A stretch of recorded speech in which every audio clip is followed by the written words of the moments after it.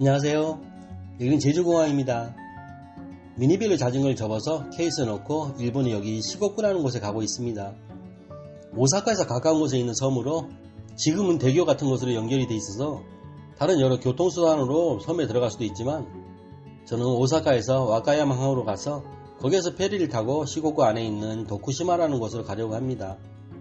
여기는 일본 오사카 간사이 공항인데 입국 심사를 통과하는데 1시간 반이 걸렸어요. 무슨 입국 심사하는데 이렇게 오래 걸리니 참 환장하겠네요. 같이 줄 서 있는 한국 사람들끼리 욕을 실컷 했습니다. 저는 8시 25분 배를 타고 섬으로 들어갈 계획이었는데 좀 힘들게 되었습니다. 전철 갈아타라고 기다리는 동안 오랜만에 일본에 왔으니 가라하게 맥주 한잔 하고 있습니다. 마지막 열차를 타고 와카야마를 향해서 가고 있는데 아무도 없네요. 자전거하고 캠핑 장비 등 한 30km를 들고 옮기는 게 쉽지 않습니다.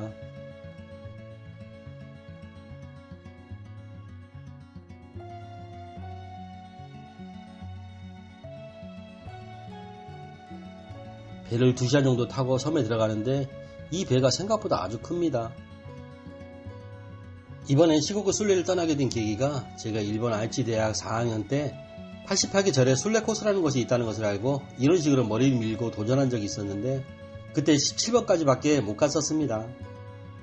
저에게 있어서 끝내지 못한 큰 숙제로 남아있는 이 88계절 순례를 내년 환갑이 되기 전에 완성을 하고 싶더라고요. 그래서 이렇게 준비를 하고 나섰습니다.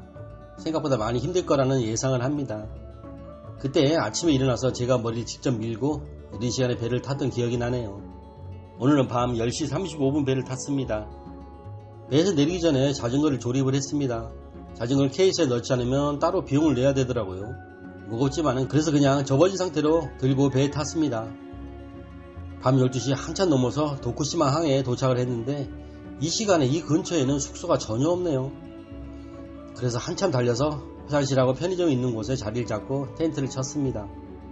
자기 전 편의점에서 간단하게 이것저것 사고 이 일본 청주를 한잔 마시고 잠자리 들었습니다. 아침에 일어나 보니 배들이 정박해 있는 곳이었더라고요. 생각보다 조용하고 좋은 곳에서 잘 잤습니다. 가볍게 아침 식사를 하고 일어나서 텐트를 정리하고 일본절을 향해서 출발하는데 거의 20km 정도 떨어져 있었네요. 30년 전에 걸어서 일본절까지 갔을 때 어떤 식으로 갔는지 핸드폰도 없던 시기여서 무럭무럭 찾아서 갔던 기억이 납니다. 여기가 일본절인 영산사입니다. 여기서 찍은 저의 30년 전 모습입니다. 일본이어서 그런지 관광객들이 엄청 많이 있습니다. 여기서 이 옷을 한 장 사서 입었습니다. 일본절이니까 금강경하고 반야신경을 읽고 드디어 출발을 합니다. 순례를 하는 방법은 걸어서 하거나 차로 하고 아주 적은 사람들이 자전거를 타고 순례를 합니다. 서로 장단점이 있지만 저는 느긋하게 순례를 할 생각으로 자전거 중에서 작아서 천천히 달릴 수 있는 미니벨로로 순례를 떠나기로 했는데 이것이 이번에 저에게 있어서 신의 한 수였던 것 같아요.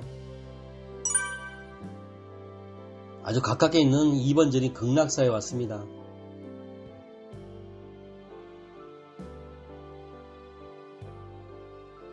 3번절이 금천사입니다. 상당히 일본스러운 절이네요.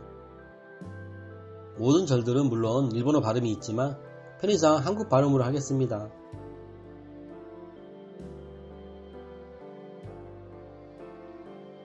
이번에 순례하는 동안 서양 사람들을 아주 많이 봤는데 일본인하고 같은 식으로 경을 읽고 그러더라고요. 왠지 그 점이 참 신기했습니다.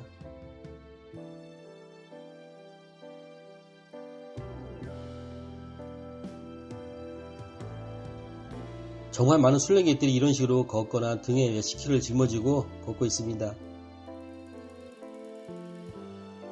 생각보다 산 위에 있어서 올라오는데 조금 힘들었던 4번절인 대일사입니다. 여기 절을 찾아올 때 내비를 어떻게 설정해야 되는지 고민이 되었습니다.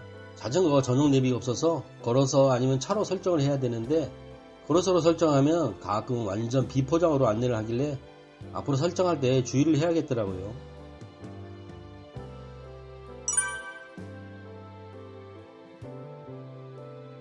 순례하는 동안 이런 단체들을 정말 많이 볼 수가 있습니다.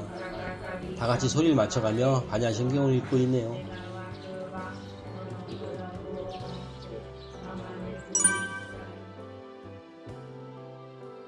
여기 시곡구의 순례코스가 생각보다 길어서 걸어서는 1200km이고 차로는 1400km 거리인데 자전거도 차하고 거의 같은 거리입니다. 대부분의 사람들이 이용하는 버스나 차는 10일 정도 걸리고 자전거는 20일, 걸어서는 45일 정도 걸리는 걸로 나와 있습니다. 그 중에 자전거도 아주 힘든 코스라고 하는데 이번에 절실히 느낄 수가 있었습니다.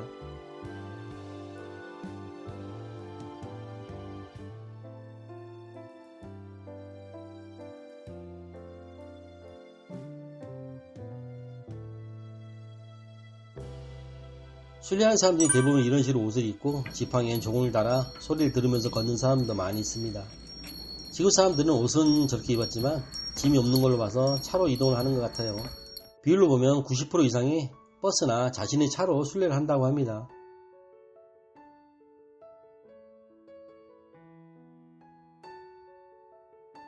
여기는 10번 절입니다. 산 위로 한참 올라가고 있는데 밑에서 마을 축제가 있고 경사가 엄청납니다. 도저히 끌고 갈 수도 없어서 할 수 없이 아래쪽에 이렇게 세워놓고 올라가고 있는데 나중에는 또 계단이 엄청 많네요. 여기 절에는 이런 재밌는 게 다 있네요.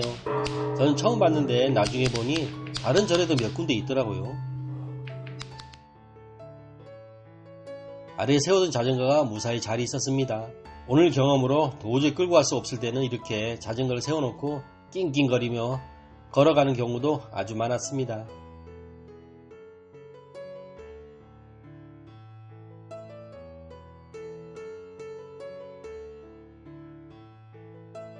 여기가 오늘 목적지인 11번 절입니다. 여기 절이 생각이 나네요. 30년 전에 여기서 사인을 받고 나오는데 여기 계신 스님이 일부러 나와서 인사를 하면서 저보고 어쩜 그렇게 스님이 어울리냐고 말했던 기억이 납니다.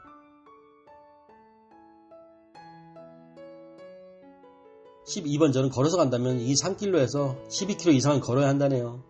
전체적인 88개 중에서 난이도가 가장 높다고 할 수 있는 절입니다. 나중에 다녀보니 숨 넘어가게 난이도가 높은 절도 아주 많았습니다.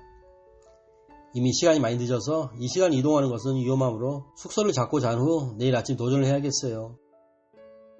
다행히 오늘은 시내에서 잘 수가 있겠네요. 스키야라는 곳에서 규동 세트를 먹었는데 메뉴의 종류가 비슷한 곳이지만 저는 스키야보다 한때 한국에도 알려졌던 요시노의 규동이 제 입맛에 더 맞더라고요. 근데 근처에 별로 안 보이네요.